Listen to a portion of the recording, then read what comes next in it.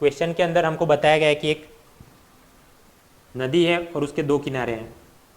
एक किनारे पर एक मंदिर है जिसकी हाइट भी हमको बोल दी है 20 मीटर्स है, और नदी के दूसरे किनारे से इस मंदिर की छत को देखा जाए तो ये जो एंगल ऑफ एलिवेशन बनता है ये वाला, ये भी बता दिया है 30 डिग्री है।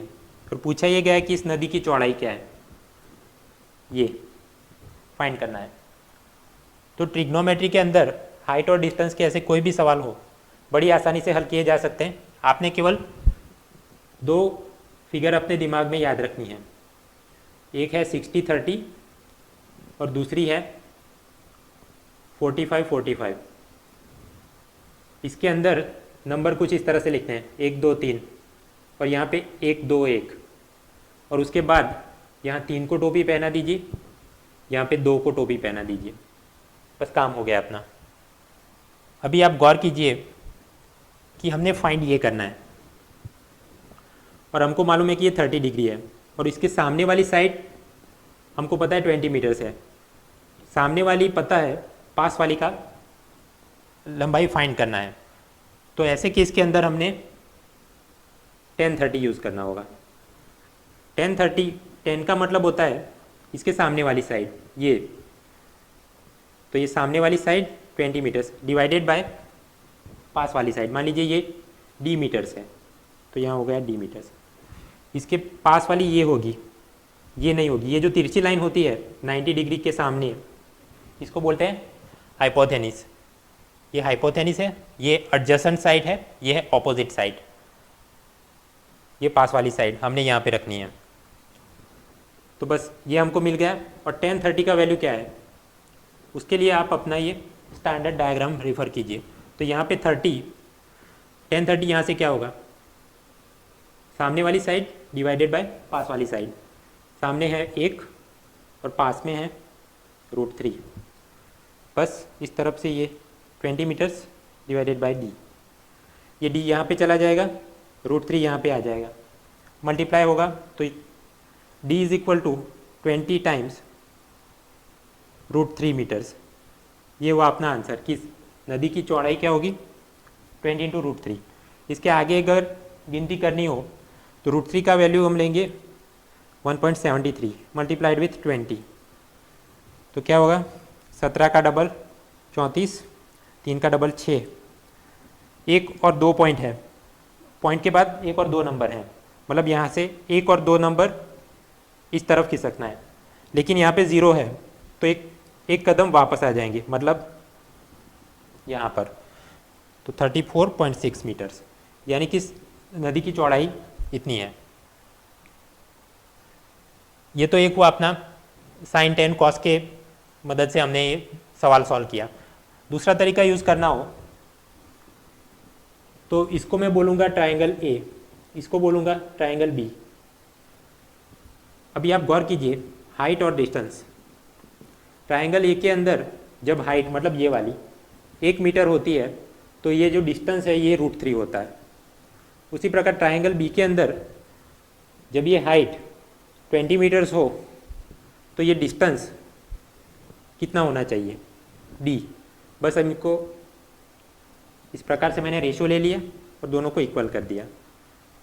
बस अभी आगे बढ़िए, ये d यहाँ पे मल्टीप्लाई होगा, 20 यहाँ पे जाएगा तो वापस यहीं पे हम आ जाएंगे, d is equal to 20 times √3। इस सवाल के अंदर एक पतंग आसमान में है और उसकी जो डोर है उसकी लंबाई हमको बता दी है 150 मीटर्स, और जो एंगल ऑफ एलिवेशन है वो बोला गया है कि ये 60 डिग्री है। और फाइंड ये करना है कि ज़मीन से ये पतंग कितनी ऊंचाई पर है, ये हाइट फाइंड करनी है। कैसे फाइंड करेंगे, सबसे पहले तो अपने स्टैंडर्ड ट्रायंगल 60-30, 1 2 3, 3 के ऊपर टोपी √3। तो आप गौर कीजिए ये 60 के सामने वाली साइड हमने फाइंड करनी है और हमको पता है कि ये हाइपोथेनिस मतलब तिरछी लाइन 150 मीटर की है। तो ऐसे केस के अंदर साइन का वैल्यू निकाल लेंगे कि sin 60 is equal to, sine का मतलब होता है ऑपोजिट डिवाइडेड बाय हाइपोथेनिस, यानी कि सामने वाली साइड इस 60 के सामने क्या है h डिवाइडेड बाय ये तिरछी लाइन कितनी है 150, और साइन 60 की ओरिजिनल वैल्यू क्या है ये हमें अपने इस स्टैंडर्ड ट्राइंगल से पता चल जाएगी कि 60 के सामने क्या है, √3 डिवाइडेड बाय हाइपोथेनिस 2, मतलब साइन 60 इज इक्वल टू √3/2 और इसके इक्वल h डिवाइडेड बाय 150। बस ये 150 इस तरफ जाएगा तो मल्टीप्लिकेशन में आ जाएगा 150, यहाँ से कैंसिल कर दिया। 150 का आधा होता है 75, मतलब कि हाइट है अपनी 75 टाइम्स √3, मतलब कि ये पतंग जो है ज़मीन से इतने मीटर की ऊंचाई पे उड़ रहा है।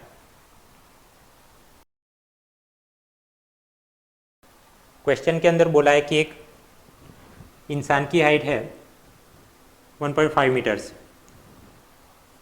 और उसके सामने एक बिल्डिंग है और इस इंसान और बिल्डिंग के बीच का फासला भी हमको बता दिया है 28.5 मीटर्स। अभी ये इंसान इस बिल्डिंग की छत को देखता है तो ये जो एंगल बनता है, एंगल ऑफ एलिवेशन, ये हमको बोला है कि ये 45 डिग्रीज है। तो फाइंड कीजिए कि इस बिल्डिंग की हाइट क्या होगी। तो आप गौर कीजिए कि ये तो एक रेक्टेंगल बन रहा है, ये जो है, और रेक्टेंगल की खूबी क्या होती है कि उसकी ऑपोजिट साइड्स की लेंथ एक समान होती है। मतलब कि यदि ये जो 1.5 मीटर है तो ये वाला हिस्सा भी इतना, ये भी 1.5 मीटर ही होगा। उसी प्रकार से यदि ये 28.5 है तो इसके सामने वाली साइड ये भी होगी 28.5। तो इतनी तो हमको हाइट मिल गई कि ये 1.5 है। अब ये बाकी की हाइट कितनी होगी ये हमने फाइंड करनी है। ये मिल गई तो दिस प्लस दिस ये हो जाएगी अपनी बिल्डिंग की पूरी हाइट। तो इस वाले ट्रायंगल को मैं वापस यहाँ पे बना देता हूँ। ये अपनी हाइट h, नीचे ये है 28.5 और ये एंगल हमको बताया है 45 डिग्रीज। जैसा कि मैंने पहले भी बताया, हाइट और डिस्टेंस का कोई भी सवाल हो, हमारे दो स्टैंडर्ड ट्रायंगल की मदद से हम बड़ी आसानी से इसे हल कर सकते हैं। पहला था 60-30, दूसरा था 45-45। यहाँ पे हम क्या लिखते हैं, 1 2 3 1 2 1, यहाँ पे 3 के ऊपर टोपी, यहाँ पे 2 के ऊपर टोपी।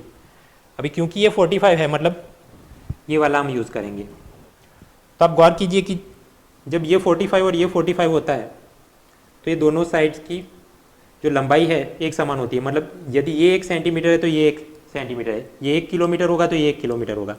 तो उसी हिसाब से यहाँ पे भी यदि ये 28.5 है तो ये भी 28.5 ही होगा।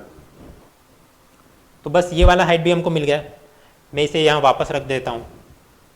तो ये हुआ 28.5 और टोटल बिल्डिंग की हाइट क्या होगी, दिस प्लस दिस, यानी 28.5 प्लस 1.5, 5 और 5 10, 1 गया 28, 29, 30, मतलब पूरी बिल्डिंग की हाइट है 30 मीटर्स। ये तो हमने बिना साइन कॉस 10 कुछ भी लगाए कर दिया। मान लीजिए कि आपने 10 वाला कंसेप्ट यूज़ करना है तो क्या करेंगे, यहाँ तक तो रेक्टेंगल ठीक है, यहाँ तक पहुँचे। अभी यहाँ पर 1045 का वैल्यू क्या होगा, सामने वाली साइड, मतलब ये हमको नहीं मालूम थी, ये h थी, h, और डिवाइडेड बाय पास वाली साइड, ये हमको मालूम थी 28.5। और 1045 की एग्जैक्ट वैल्यू क्या होती है, इसके लिए हमने ये अपना स्टैंडर्ड डायग्राम रिफर करना है, स्टैंडर्ड ट्राइंगल रिफर करना है।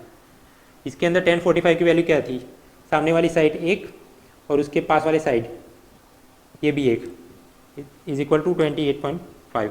तो बस ये 28.5 यहाँ पे चला गया, 28.5 इज इक्वल टू h, मतलब ये हाइट अपनी हो गई 28.5, वो हमने वापस यहाँ पे रख दी। ये वाली हाइट प्लस ये वाली हाइट, मतलब बिल्डिंग की टोटल हाइट 30 मीटर्स।